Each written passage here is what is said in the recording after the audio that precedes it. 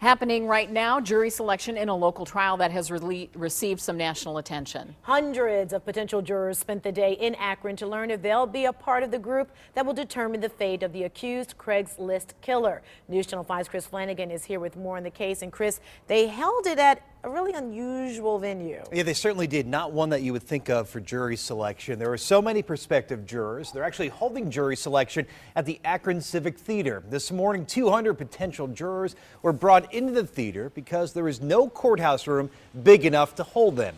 Now, they sat in the front rows of the massive theater, as you can see here. Judge Lynn Callahan speaking to the group from a makeshift podium on stage.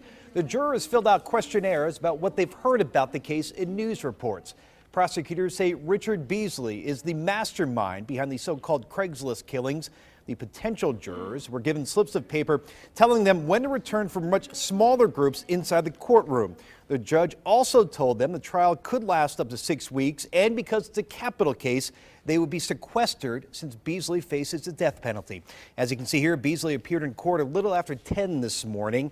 These are pictures provided by our partners, the Akron Beacon Journal. Beasley in a wheelchair, under guard by several sheriff's deputies wearing a dark suit, holding onto a cane during the proceedings. The 53-year-old, who is from Akron, is charged with 3 counts of aggravated murder, each carrying the death penalty for the 2011 shooting deaths of 3 men and the attempted murder of a 4th. Now, Judge Callahan says opening statements are tentatively scheduled to begin next Wednesday. As for Beasley's co-defendant, 17-year-old Brogan Rafferty, he was convicted of multiple counts of aggravated murder back in November, sentenced to life in prison with no chance of parole.